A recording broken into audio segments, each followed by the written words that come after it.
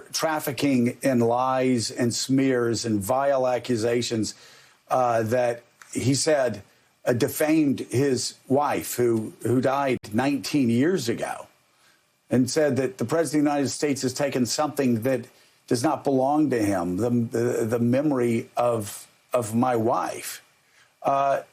He continued yesterday. It really did. I'm not talking about for myself. I'm talking about for TJ and his entire family and the memory of this good woman. If it's possible, even all these years in the office, I had people calling me saying, I can't believe I'm saying it, but he's actually even reached a new low.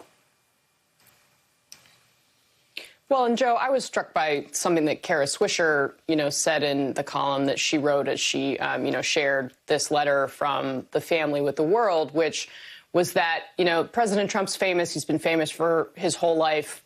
You have this show, but this family, they didn't sign up for any of this. They are not a player in this arena. They are, and have become collateral damage in a way that is, I think, for anyone who has ever lost somebody tragically, you can relate to what that feels like, especially if, there are questions or things that, turn something that should be a deeply personal tragedy that should be mourned out of the public eye into something that's become what this is. And, it's almost impossible to comprehend that this was something that could even that a president of the United States could ultimately engage in the kind of thing that causes so much pain and harm to people that he's supposed to be representing. It's just impossible to wrap your head around.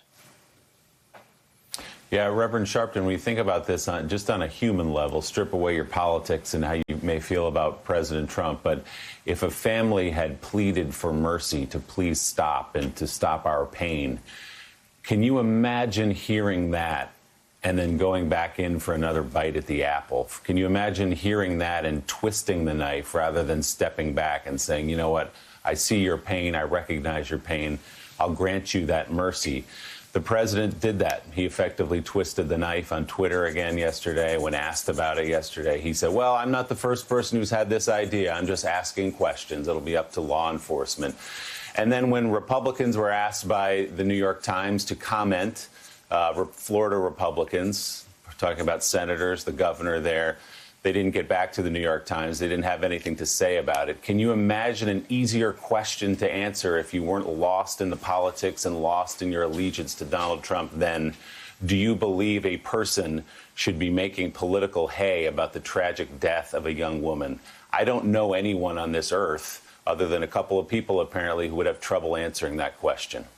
There's an aspect of this also that I think we miss, and that is that I don't believe that President Trump for 1 minute believes what he's saying, which makes it even more cynical.